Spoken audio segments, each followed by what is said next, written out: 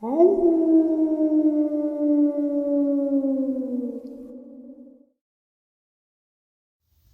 greetings and salutations, everyone. I hope everyone is still doing well, and welcome to tonight's second half, our halfway point, or actually, we're a lot closer to our Saturday Nightmares live from New York, 12 a.m. Eastern Standard Time. I hope to see you all there.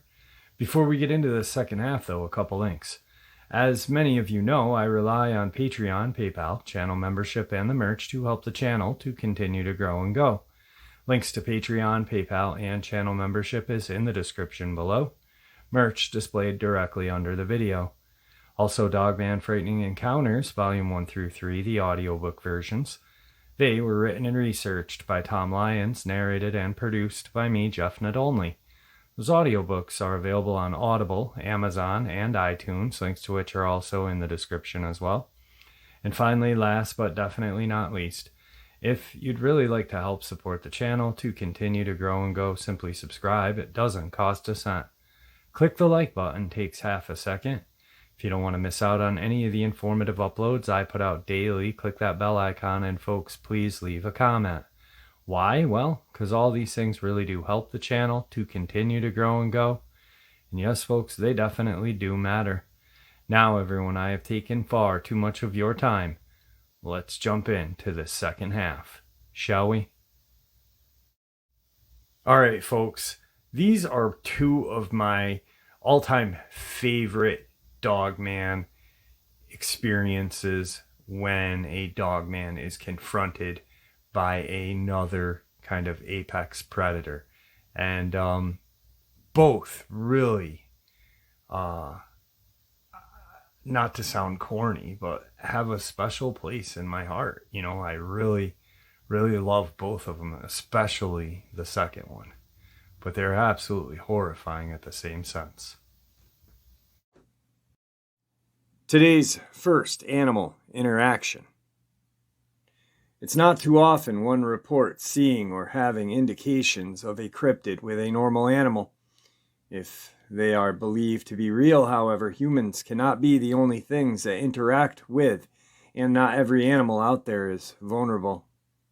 This was not a report I myself witnessed, but instead one my grandmother told me about, that my aunt later corroborated independently, so I think they are trustworthy. At the time, I'll note, there wasn't much talk of Dogman, as this was about a decade before the infamous song came out. Though there was talk of wolves or werewolf-like monsters in Appalachia for a long time, so my aunt and grandmother just always called it the wolf thing/creature.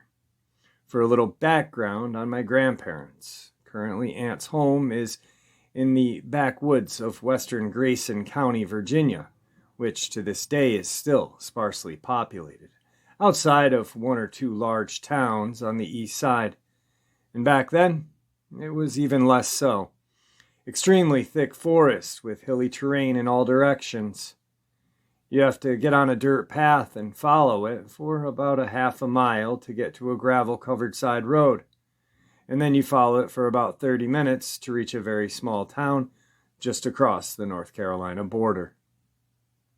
If you go north a short way, you'll find yourself at the Blue Ridge Mountains and the parkway that leads up into Appalachia proper. The forest is mostly low-lying shrubs, up to about 4 feet, with pine and lots of black oak trees making up the canopy.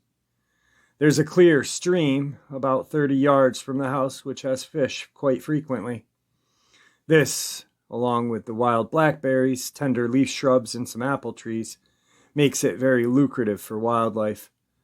The home itself is an old 2-story house built on an incline of a hill that overlooks it. This was back in the 70s, my aunt believes 1978, as she was finishing high school at the time. My father had graduated from college and was going into the Air Force, so he had already moved out. My grandfather, although he was old enough to retire, liked to remain busy, so he worked his old job as an electrician and power pole technician, just now in an advisory role because he was getting up there in years. He had just gotten the contract down in North Carolina, so he was away from the house for about a week and a half. This left only my 17-year-old aunt and my grandmother at the house. As I said, there was usually wildlife in the area, a lot of it.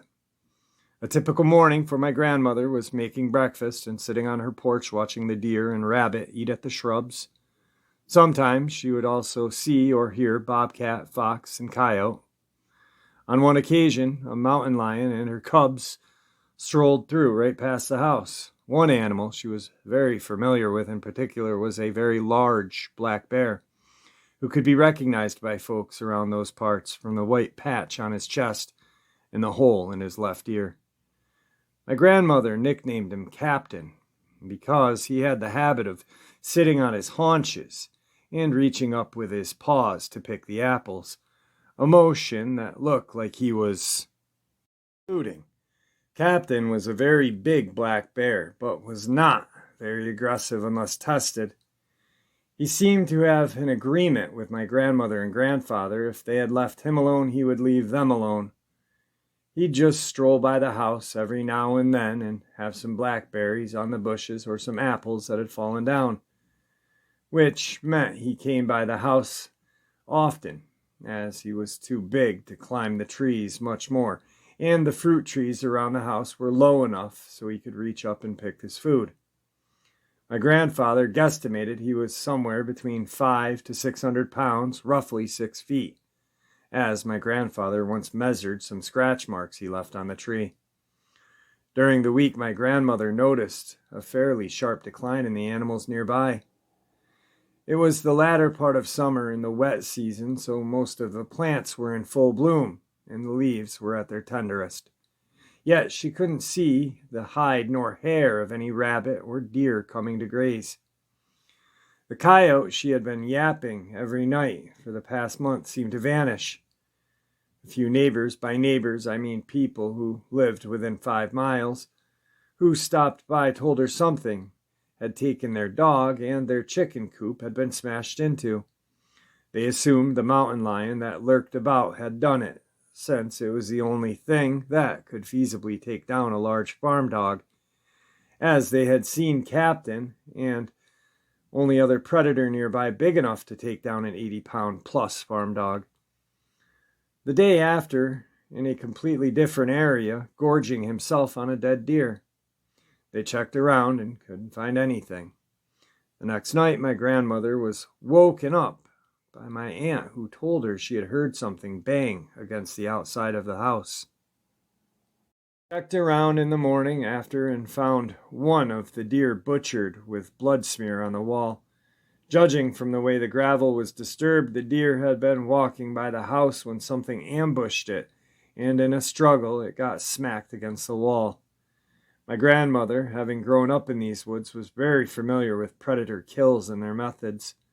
Mountain lions tend to jump on the back and rake their claws across the flanks to hold on and bite the neck. Black bears will usually break the neck or the back with their paws while biting their head. And the rare occasions coyote attack deer, they usually do it by biting down on the inside of the leg, twisting and ripping the muscle and arteries. This kill clearly had the throat ripped out, but there weren't any claw marks to be found, and the bite looked narrower than what a cougar would do. Plus, she could gander there was only one predator from the way the ground had been disturbed, which did not make sense for coyotes as they typically hunted in pairs, since just one alone isn't enough to bring down a full-grown deer. After disposing of the carcass, the next few nights were relatively uneventful, for the fact that several times my aunt or grandmother would be woken in the middle of the night by the sound of something panting outside.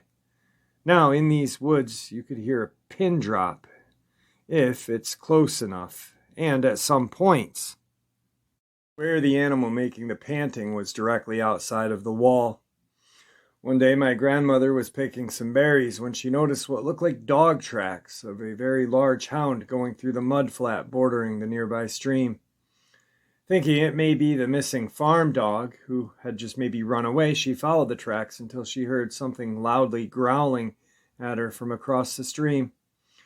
She looked up to see the partially obscured face of what looked like a huge, bulky, brown-colored coyote or wolf standing in the thicket on the other side of the stream. She quickly began to back away, glancing back only to check her footing on the slope that led down to the stream. When she looked back, she saw the very distinctly canine face in much greater detail because the animal had moved out from under the cover. But instead of stepping out of the leaves like she thought it did at first, she soon noticed that it was instead standing up on its hind legs and peering over the shrubs. Now she had seen canines stand upright before. Dogs do it, foxes can do it, coyotes sometimes. It was the size that took her off guard. She had been to that exact same thicket of shrubs just the other day, and her head only just barely reached the top. My grandmother was around 5'3". This thing had its head pitched clear over the shrub with a little bit of extra visibility. And usually, when a predator is making no attempt to hide, it's usually because it's trying to intimidate something or someone. My grandmother managed to back away to the hill without turning around, and when she started to get out of sight of the creature, it stepped out of the thicket on its hind legs. It strolled forward in a very uncanny way. She had trouble describing it, but she insisted it never went back down on all fours. Needless to say, she ran to the house in a backpedaled sprint. That night, they heard the panting again, along with a distant howl and scraping sounds. They found the garage door, back door frame, and window frame. All had claw marks on them from something investigating them. The canine creature was seen a few more times across the week by my grandmother and neighbors, usually on or near the area of my family's property. My aunt finally saw it when she saw a pair of fuzzy ears outside of her window.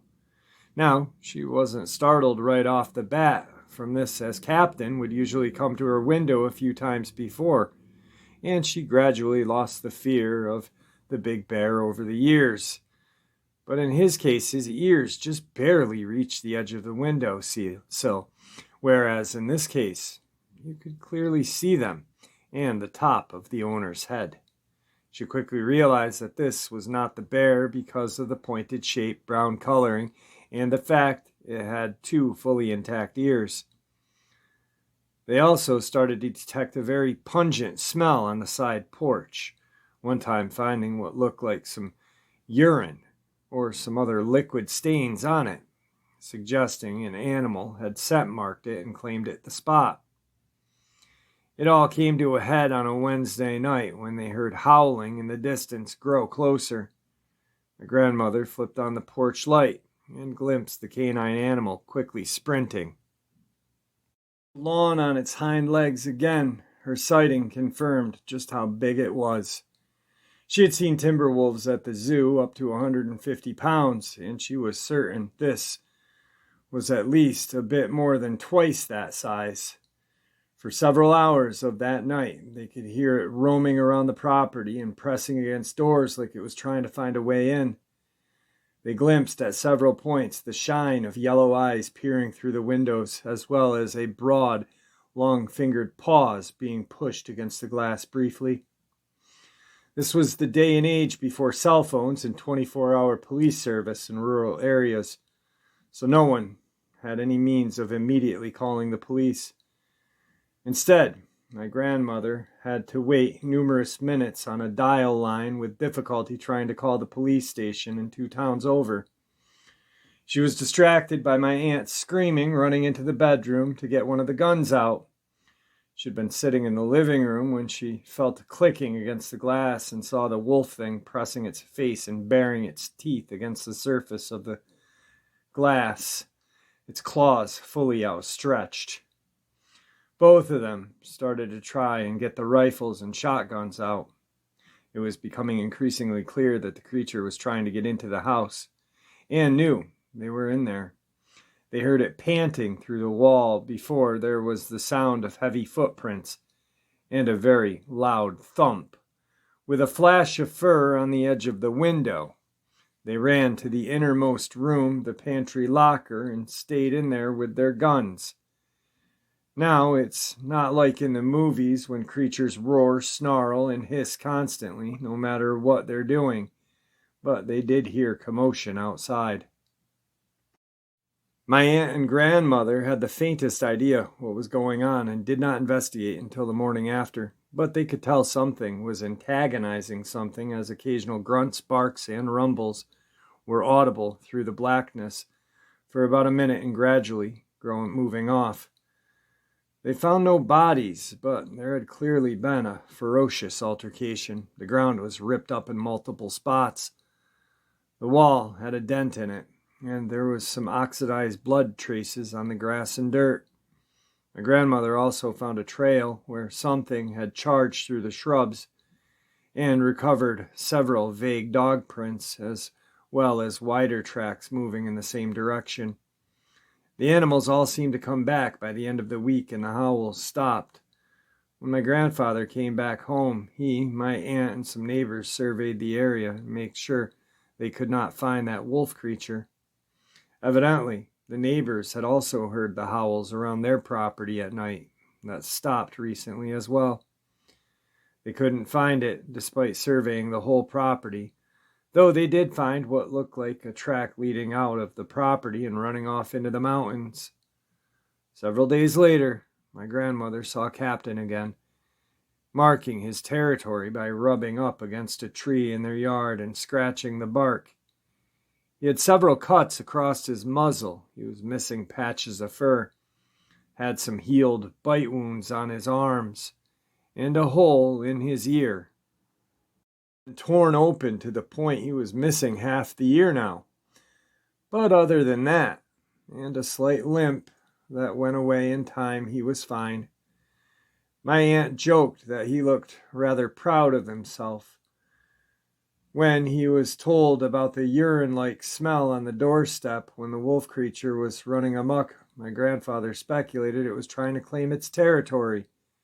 Usually black bears are relatively docile, but evidently Captain took an issue to this newcomer imposing on his space and became aggressive. So what my grandmother and aunt heard that night, the bear was charging while it was distracted and engaging the intruder. While the wolf-looking creature was taller, it was skinnier and less massive, and apparently in the confrontation and threat displays that likely followed, sheer bulk won out. Apparently it decided it was not worth claiming this spot if it meant having to square off with a 1/4 ton of claws and teeth for it. Captain had run off the intruder and protected his territory and coincidentally helped my family. As a thank you, and so he could recover his strength quicker, my grandmother trimmed the apple trees to down all the fruit and let the bear enjoy himself without feeding him directly. Don't want to associate humans with food. Winter would be in a few months and she wanted him fattened up so he could stick around for the next year just in case. As she put it, the forest will always have a boss, and it's better to have one who's not interested in eating you. Decades have gone by, and while both my grandparents and Captain have passed, that Dogman creature never returned. There's been about 3 black bear who've moved into Captain's place since, and each has grown about as big as he was. Thankfully, that seems to have been enough to ward off any large canines. Man, I love that story. I really do. It's just something about it. Just you feel like a joy, hearing about Captain whooping some Dogman tail. Man, what an experience that must have been. On to today's second animal interaction. My name's Mike. I'm 63 years old, recently retired from a soul-sucking IT analyst job for a major bank in Charlotte, North Carolina. where I was just a cog in the big money machine that facilitated the movement of money across the globe. East to west, you can call it dollars, euros, yens, or ruples. It's always the same. Money flows like a river. It has currents and eddies, ups and downs, diverted to and fro, damned and damned.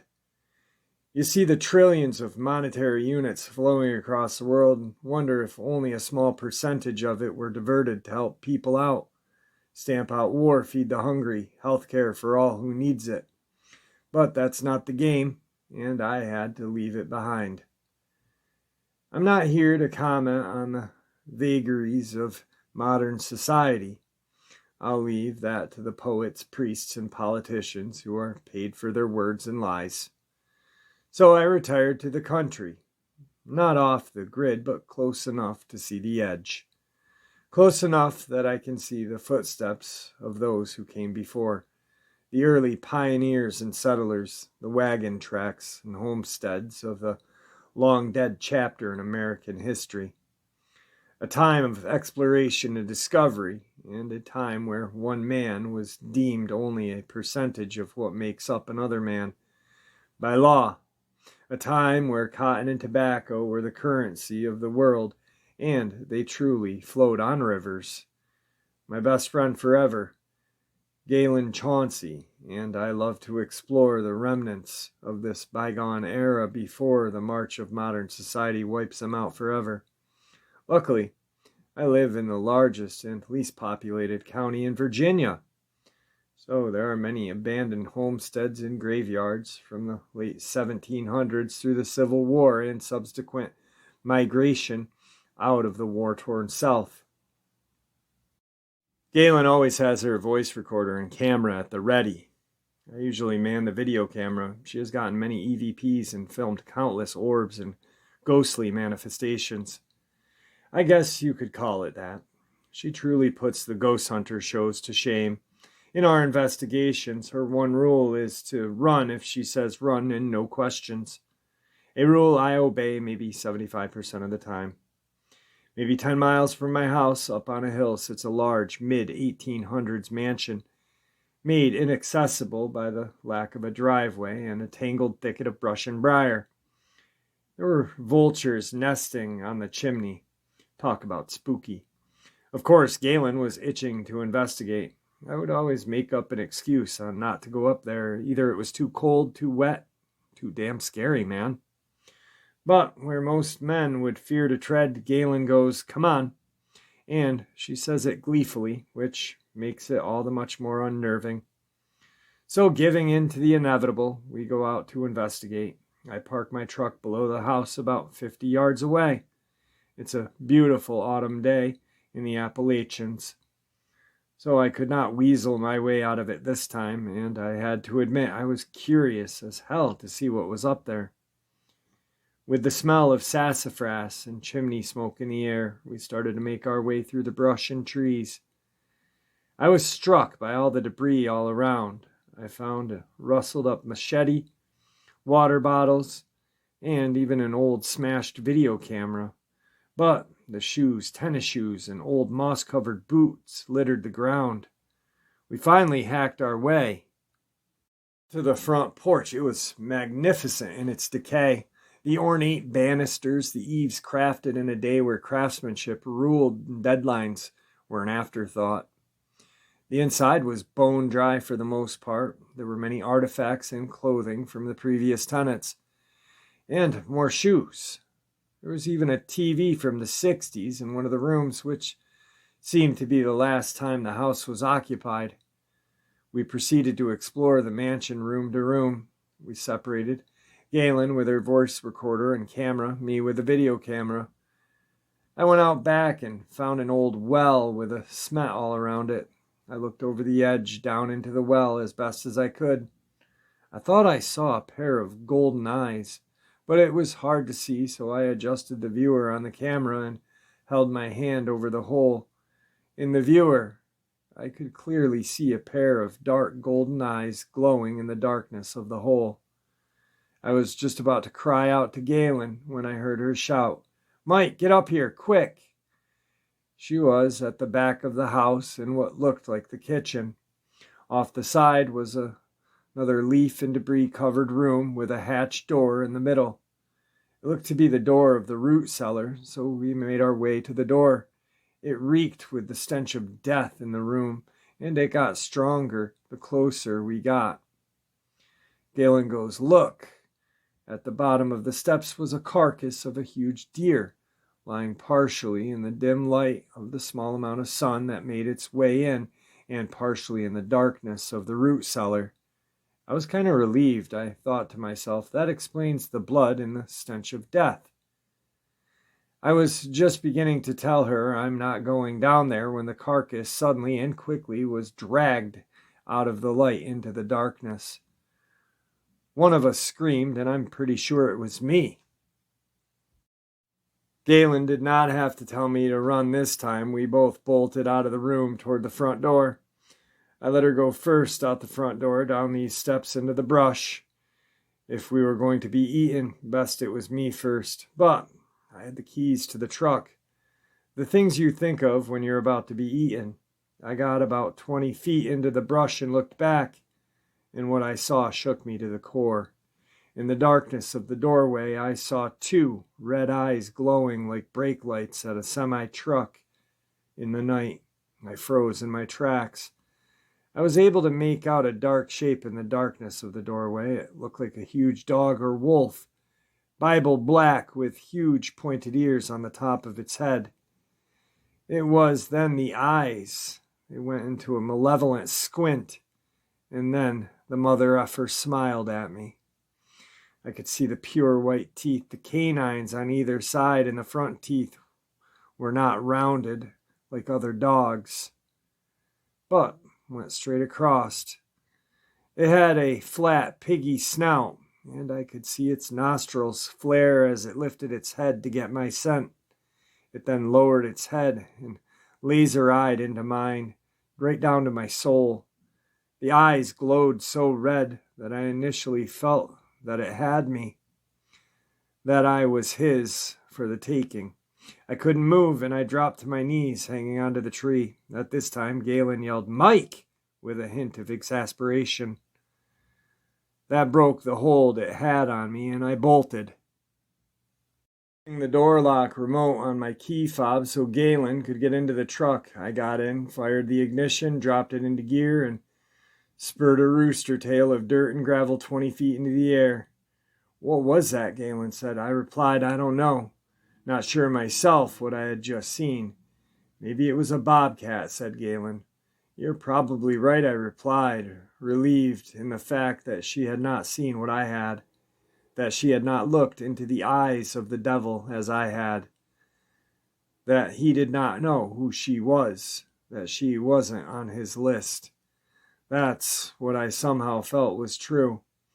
As we were driving away, Galen says, "Do you think we could go back sometime and get that TV for me, baby?" I looked back in my rearview mirror at the house fading in the distance with the vultures flying about, wondering what happened to their meal, and said, "We'll see," knowing full well I'd never go back there, not even travel on that road again. That was in the fall of 2016. Galen has since moved an hour away, and due to life, we don't get out as often. But all through the winter of 2016 into 2017, my encounter was in the back of my mind. Would he hunt me down? Was he scoping me out, waiting for the right time to take me? I live in a single-wide trailer next to a lake with my 2 rescued cats, Little Boy and Adam. I let them out at daybreak and bring them in at night. Little Boy likes to get on top of the roof, as do a family of raccoons. Sometimes at night, the raccoons will run across my roof, freaking me out. I hope it's the raccoons, anyway. There have been a couple of times I have smelled the stench. It's the country and things die out in the woods, but I don't go off my porch at night. Later that spring of 2017, maybe May, I was driving in a country on Graves Bridge Road along the Pig River. It is a gravel road, and I decided to park and get out and look at the fish swooning themselves in the primeval-looking shallows of the swampy S-curves of the pig. It was then I thought I heard a baby cry. I heard it again. It sounded like a demonic baby cry, but I had to check it out. I have to admit I was scared when I made my way to the sound. I drew my pistol. It's a Taurus Judge that shoots either 5.45 caliber Colt cartridges or 410 shot. I usually keep it loaded with 4 shots and 1 bullet. I made my way through the scrub, and what I saw was heartbreaking. It was a dead mother mountain lion with its cub lying beside her. I walked up to the scrawny cub. It was growling at me pitifully. It tried to run, but it collapsed after only a few feet. The mother was ripped to shreds. Whatever had done this to them, she had fought mightily. About 10 feet over was even a sadder sight. It was another cub, with its midsection completely eaten out up to the spine. I assumed this was the brother, to what I later found out was his sister cub. She was missing an ear, her eye was closed and covered in dry blood. I went back to my truck and got a Dollar General basket and a jean jacket I had in the back. I put my arms into the jacket and used it to lift her up and put her into the basket. She didn't fight, resigned to her fate. I kept telling her, you'll be fine, baby girl. When I brought her home, my cats freaked out. Adam went into the back, but little boy was right there, curious as usual. She was bigger than them, but was in such a bad way she was no threat. I got a warm cloth and cleaned her eye. It opened, and she had not lost it, as she had lost her ear. She had 4 horizontal gashes on either side of her flanks. They weren't too deep, and they had scabbed up. I had some cat antibiotics, so I filled a syringe and squirted it in her mouth. The weird part was she never fought me. I found that odd. Up some warm milk and filled the syringe, and she drank that eagerly. I fixed up a box with some towels and put her in the back room. Little boy, who was more empathy than most people, insisted on staying by the box. Adam could give 2 craps. I ended up cutting one side of the box so she could come and go. Little boy would curl up with her. I went ahead and named her Jet. Because of the gashes, they had healed, but the scars made her look aerodynamic and fast. She soon started eating Fancy Feast by the box. I ended up getting Alpo dog food, and she ate heartily. I knew I should have called animal control, but I was afraid they'd put her down with the shape she was in. After about a week, she was up and about, little boy by her side. It was as if she had adopted him as her own brother. They would roll and play fight, and I could even pet her, but there was a look in her eyes, a lack of joy, as if she was on a mission. I wish I could say that she became my pet, that we were a family, but about 4 weeks, she was playing with little boy in the front yard and just disappeared. I knew it was inevitable that she would leave. She had a mission of revenge. Somehow I knew this to be true. Fast forward to the summer of 2019, I had almost completely forgotten about Jet and that wolf creature. What I had reconciled in my mind with what the red-eyed devil had been. I was out one day riding around looking for the Nazi house, a house that me and Galen had found with swastikas painted all over the walls. It was a very foreboding house. Anyway, I saw an old farmhouse about 100 yards off the road through a pasture. I parked the truck and made my trek through the tall grass to the farmhouse. Typical abandoned farmhouse for this area, with barns toward the back of the property next to the tree line. The house was filled with dust and trash, no artifacts to be known.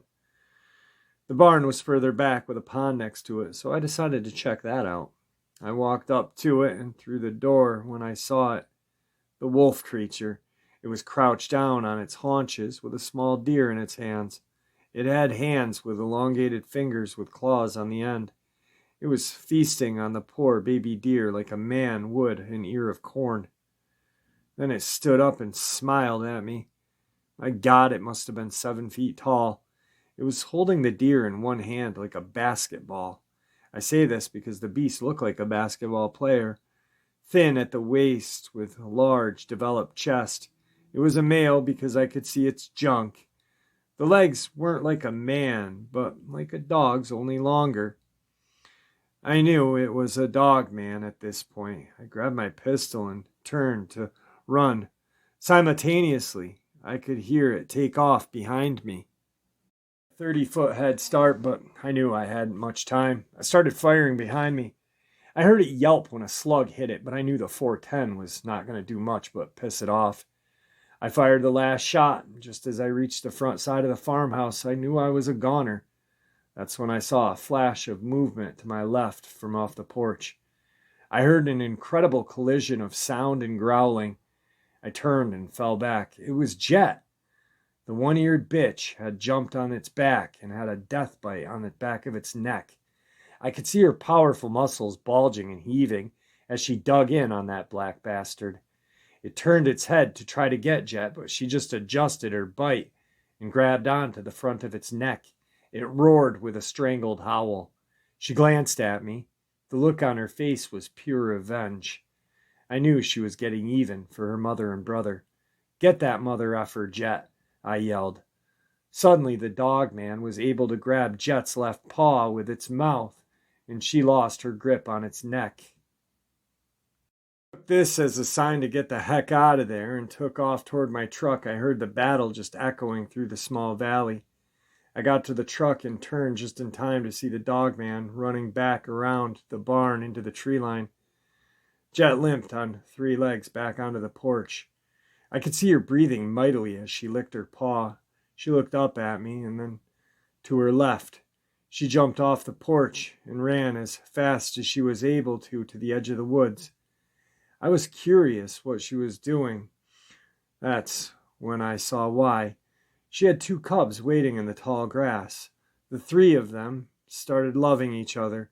She gave me one more glance and dissolved into the darkness of the tree line like ghosts in the woods. My heart leapt with emotion. I knew the battle wasn't over, though. There in the deep woods, there is a hidden war going on. If you are ever in the woods and come across the stench of death, turn and walk away. I count my lucky stars. I've looked into the eyes of pure evil and survived. I showed love and mercy to one of my fellow creatures of God, and it was returned to me tenfold. I feel I learned this from little boy. Adam could give a crap, though. And there you have it, folks. 2 of my favorite experiences when Dogman meets another apex predator. There's another experience that I really do love that involves another animal. Same name as Captain the Bear, but Captain the Dog, and it's a husky. But it's Captain the Husky doesn't confront the Dogman like these 2 other apex predators do. Just really amazing experiences. The last one just gets me, though. All right, guys. I hope you enjoyed this as much as I enjoyed sharing it with you. I'd like to thank you all for supporting the channel. It is, after all, your support that keeps the channel growing and going. And honestly, what gives people a chance and a place to share their experiences and theories judgment-free. Just simply treat it with the respect that they all deserve. Thank you. Please stay safe, happy, healthy, and ever vigilant, keeping an eye on our children, pets, family, friends. These creatures are real. They are out there and dangerous. Share this information with those you love and care about, and it may just help save their lives someday. Until next time, never stop asking questions, never stop searching for answers, and God bless.